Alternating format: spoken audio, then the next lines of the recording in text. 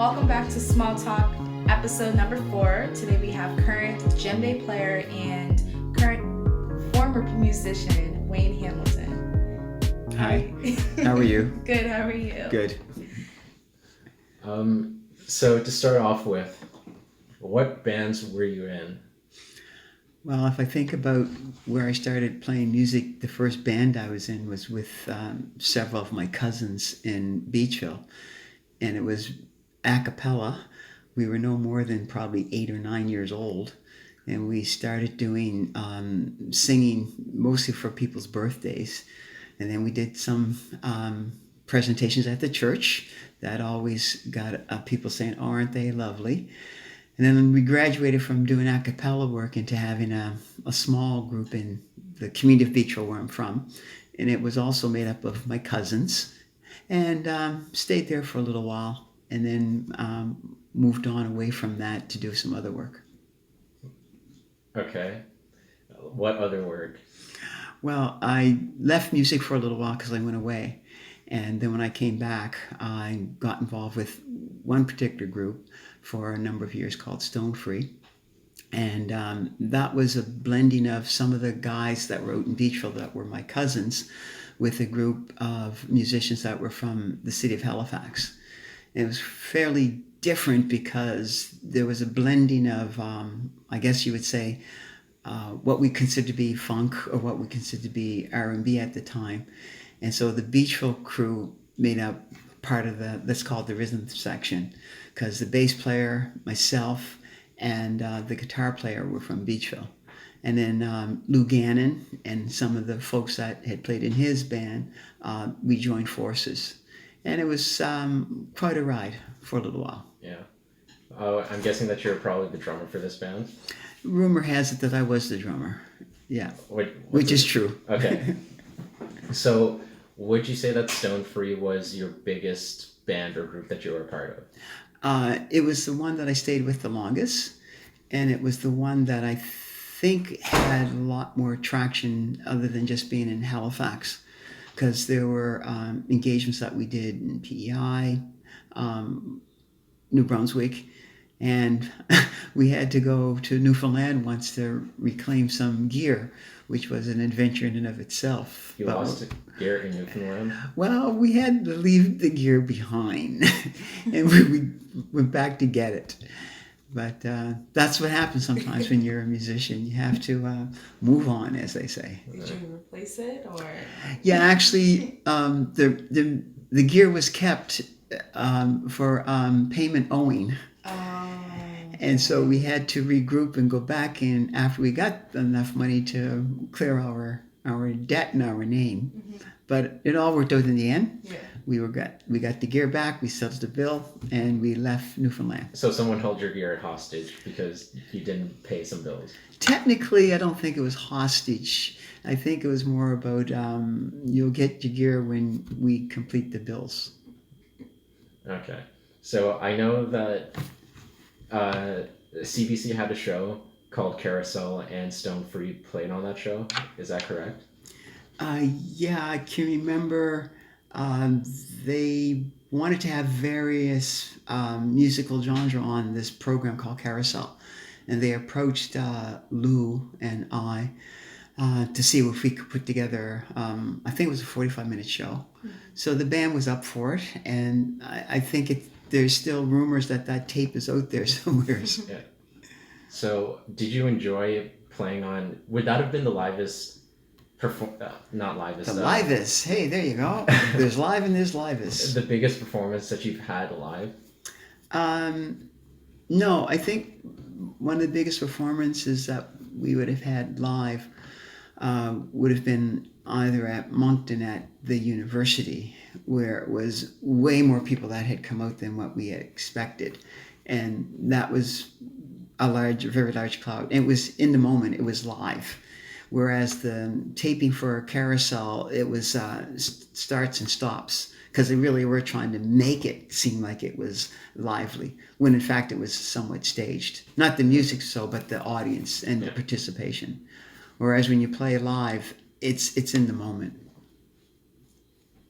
So I'm guessing that was one of the best live performances as well as the biggest Yeah. in New Brunswick? Yeah. Okay. So, about live music, do you think that live music is kind of at risk today?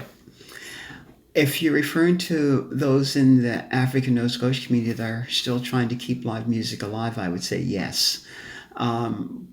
We don't have the economics to have 4 or 5 different clubs. We don't have the capacity to have people come out to learn the craft because we don't have our own performing arts. So we are at risk, in my opinion, of not being able to pass on that legacy of live music to the next 2 or 3 generations because of the fact that we've moved away from the opportunity. And I applaud efforts like ANSMA that tries to keep that notion of live music up and running. But it's slowly coming back, but I wish it was a lot more opportunities for young musicians to learn the craft.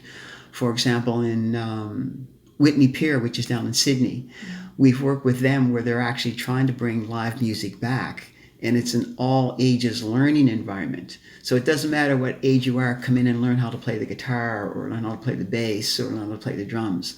So in my day job, I work in an entity that does try to uplift the culture and the heritage. And we're really happy that we've been able to get them some resources so they can have a live stage. They've got a small recording studio. They've got a lot more instruments now to allow there to be small group sessions around guitar or drumming. So I kind of wish there were more of those kinds of things happening in other parts of the province. But going back to answer your question, yeah, I do think that live music for our population, African Nova Scotians, is in danger. Why do you think it's so important to keep live music, alive? Music in every culture is part of the lifeblood of telling the story. Music in every culture passes on a certain way of how we look at the world. And we grew out of a music culture, as every culture does. But if you can imagine that our ancestors came out of a place called Africa, where they made all their instruments by hand. And people just tend to think that, oh, they just made drums. No, they made flute, they made violin, they made a number of instruments. Then we're stolen from that place. We come to North America and we populate from North America all the way to South America our music influences. Ever seen the conga out of Cuba and Latin America? That has its beginning out of Ghana, where it's a type of a drum that's shaped that kind of a way. You have us coming to the States and figuring out how, during the enslavement time, that we can still create that connection to where we were, out of which comes the blues. You have this idiom called jazz, which is so fantastic that it allows the free expression that comes forward from different musical genre. So when I think about what we have to offer the world for that notion of music, it's quite a bit. And it's really telling when people want to emulate the way that we sing, the way that we play the instruments, because I think it's in its instance is very much emotional. Classical music, people say, is very cerebral. But when you think about the music that plays from an African perspective, it really is to the emotions. And they bring those emotions to it no matter what genre. I'm not quite sure if I answered your question. Yeah, you got it. Oh, okay. So, speaking about music, how did you find out about ANSMA? How did you first discover it? I think I was still here. Yeah, I was in City, and I had played in a couple of bands, and then I can remember going to an event and someone said, oh, this is sponsored by ANSMA. And I had a little bit of a curiosity because I didn't know exactly what it was, but I had heard that some folks were trying to put this organization together for Black musicians. And I come to find out that some of the founding members of ANSMA were folks that I knew. And so I became a member and tried to do what I could to promote the whole organization. And I think it has been one of those things where you start out not knowing where it's going to land. Yeah. So I'm glad that ANSA still has been able to survive, because it's not easy as a nonprofit organization to continue to try every year to either grow your membership or be of relevance to its members.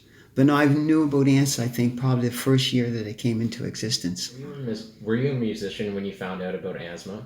Yes, I was. I was a musician when I found out about ANSMA. And actually, I was on a couple of the Black Vibes showcase that ANSMA had put on, not with the a band called Soul Free, but with a group that I was with called Afro Musica. And they really were opportunities to showcase African Nova Scotia talent in a very large forum, because of the fact there was the ECMAs. Okay. Would that have been like the first one? No, the ECMA's been around prior to ANSMA coming on board, but I think ANSMA was trying to get in on the ground floor with giving exposure to young rising talent, as well as making sure that ECMAs knew that there was another entity in town that also was able to provide quality professional musicianship. And the caliber of all those Black Vibe sets that I want was really top notch. Okay. Now, for Afro Musica, were you also the drummer? Yeah, I did two roles. I played with them as a drummer. Then when I left Nova Scotia, went away, I came back and joined them as a percussionist. And yeah, well, that was a really interesting journey to get involved in playing a different style of music than what I would normally have played. And still some of the guys are around. Okay. Now, for Afro Musica, I'm guessing you guys had some original pieces during the course of time. Yeah, that was one band that did have a lot more original pieces that they did from scratch. Ed Matwana was a strong writer, and he had a certain kind of idea in his head about how to bring to Nova Scotia what we would call African style music. It was very much always upbeat, very, very lively. And so it's got a Congolese flair called Zukus. And it's quite different for having that kind of music here in Halifax. Okay. Now, for that, did you come up with the drum parts yourself, or what was the process of having the drums and percussions put together? Yeah. Well, we listened to the style of the rhythms and the style of the drumming and the timing signatures. Then you'd be able to listen to it, you get a feel for it, and then you're trying to figure out, well, what would add some color to that? Oh, that looks like it ought to be a splash. Oh, I think I'll double up on the kick drum for this. But you have to stay in that particular music true to the form. And if you stay true to the form, then it means that what you're giving back to the audience is an original, but it's in that particular type of a form. So I tried to really, really make sure that I could always lock in to what the rhythm pattern was, because that's what the audience, especially those that were from Africa and that knew the familiarity with the rhythms, that's what they would be looking for. And once you got that, then I think you could add a little bit of color and, go wandering for a little while, but come back home, because that music also had a connection to dance movements. So on the performance, you would have 3 dancers come out, and their movements had to be choreographed to what the drum was doing. So on the snare drum, there was a certain kind of a rhythmic roll that you would do, and then you would have very much flams, bop, bop, bop. And that type of hit, pause was also moving for the dancers. Okay. So would that have been your first time working in a band and also having to mix in dancers? First time working with dancers. Yeah. Certainly having worked in other bands, it's basically down to getting your practice, and then being able to do to the stage what you did in practice. But with the dancing, it was really one where you tried to choreograph it, but there's have to be also some spontaneity. And that's when you would get people coming up from the audience, and it's kind of like, oh, okay, here we go, that audience participation stuff. Yeah. That's a little bit different than if you're playing in a rock band or a funk band, and the audience participation, it just becomes a little bit different sometimes. But it was all fun. Okay. So today, now you work with ANSA, which is different from ANSMA, Yeah. African Nova Scotian Association. Yeah. So how can ANSMA, not ANSA, support local artists today? I think sometimes it starts with taking a lay of the land and doing a scan. So if ANSMA is thinking about what does the future hold, and if they looked around, they probably would say, we should try to bring about two things. The craft of playing a live music, including voice. We got to try to go out and recruit a younger generation to make sure that that stays alive. And then I think they got to try to find different ways to connect to the industry. And I think if they were going to try to help young artists, it may be trying to get out and actually recruit more individuals, and maybe not necessarily to join ANSMA, but just give them some exposure to what it could offer. Yeah. Not full-time, because it's awfully hard to go full-time in a craft that's live music, unless it's along the lines of knowing that you won't get the mansion. So if ANSMA was able to put on a whole range of small little, I would call them guerrilla hits, where you bring the industry in for an hour-long session on a topic, and then they're gone. And if you open that up, not necessarily to youth, but to young adults that may have some ideas that they want to explore, then I think you're starting to build the foundation for potential members, that you won't just go out and get them. They just won't come knocking on your door. But if you give them some incentive to say, here's what we are offering, I think you will get something. Another idea that they could try to do is actually just have on-the-spot guitar workshop, an on-the-spot workshop around drums. Just bring them, and that could be in high schools. It could be no offense, but it could just be setting up and doing it in the community at a community hall. ANSMA is going to be there on Thursday evening, and for anybody that wants to get a free guitar lesson. That's what the folks did down in Whitney Pier, and this is just the community organization down there trying to keep live music alive. So I think if ANSMA was trying to do something to keep itself thinking about, will we be around 20 years from now? Yeah. It starts now. And again, I don't think it should be going out to get people to recruit it to their membership. It maybe try to figure out ways to offer it. Now, you may say, well, that's expensive. That could be something ANSMA doesn't have a budget for. But then that's where you try to find partners. And sometimes it's not about the big dollars. It's about the small dollars that will let you get what you want. And so I think there's some musicians that could give up freely of their time. And that's all it takes, is just that half hour or an hour to have a conversation.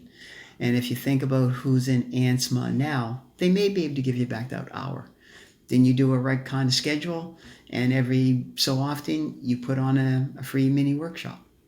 That would be some things that are not the traditional, because sometimes the traditional doesn't always work when you're trying to do something brand new. Okay.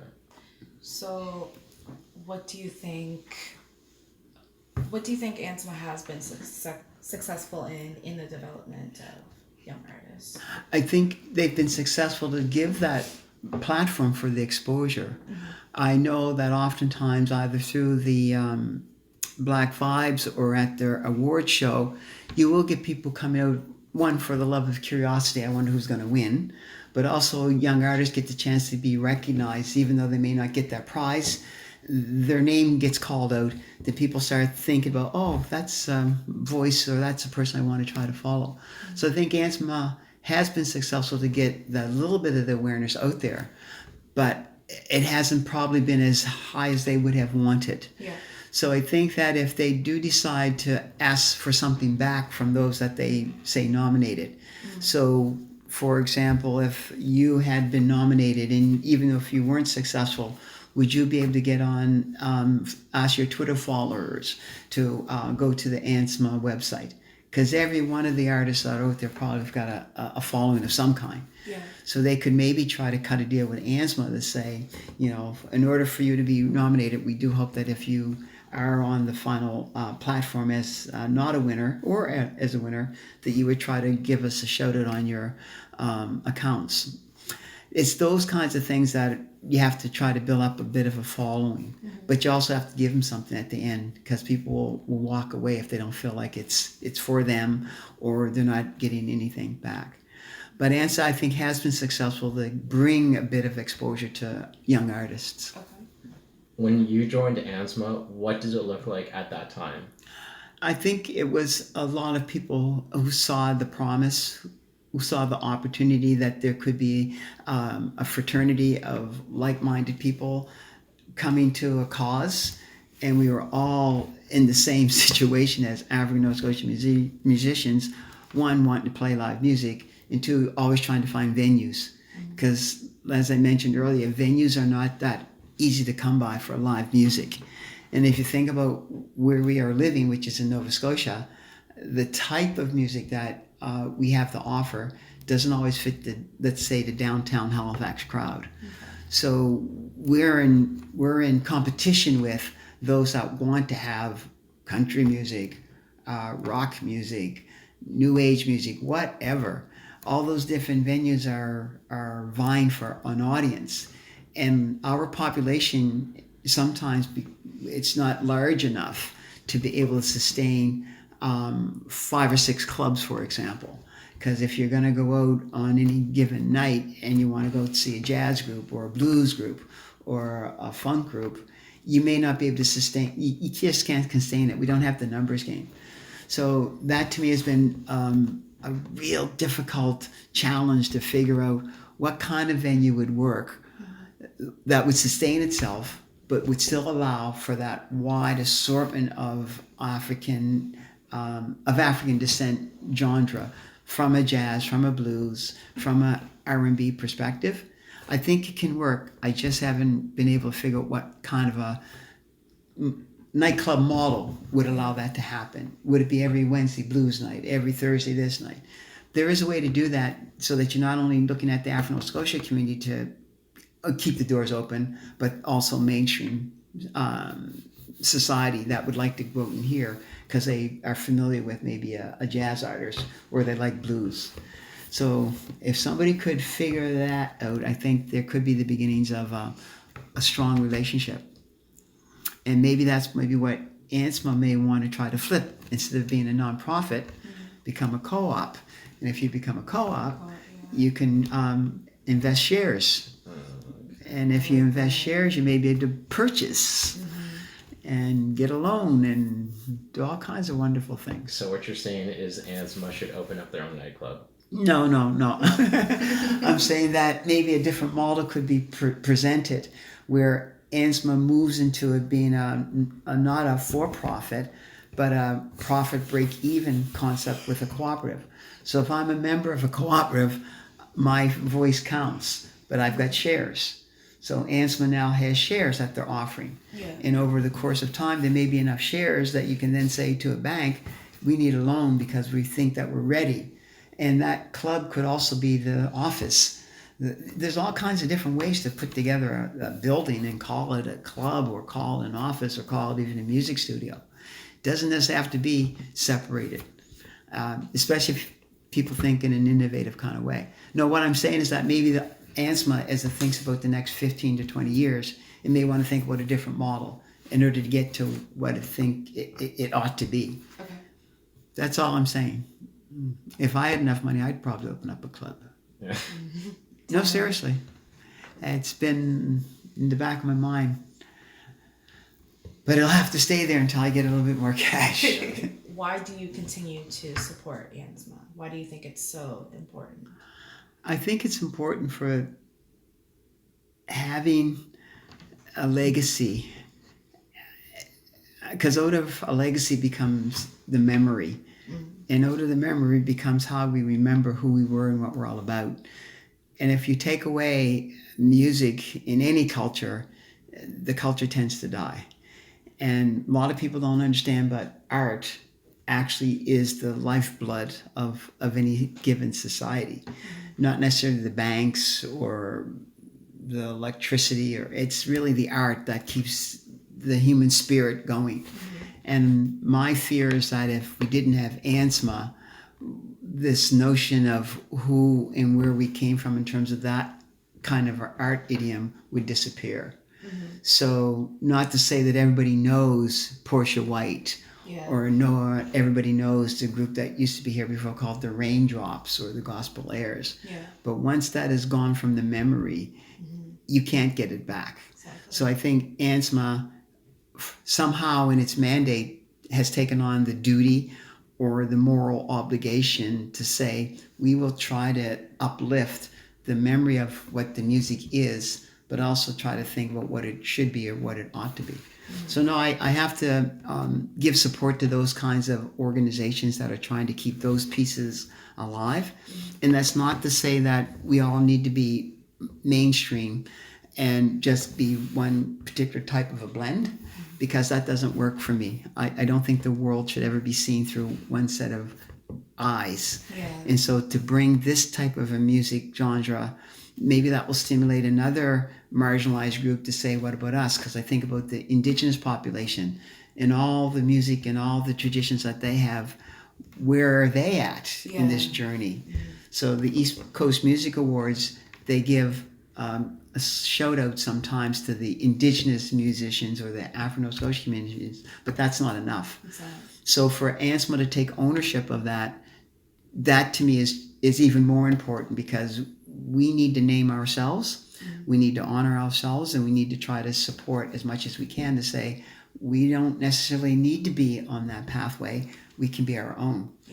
Because music and art and all those kinds of things, in my thinking, are saying to the larger world, this is how our human spirit arrives.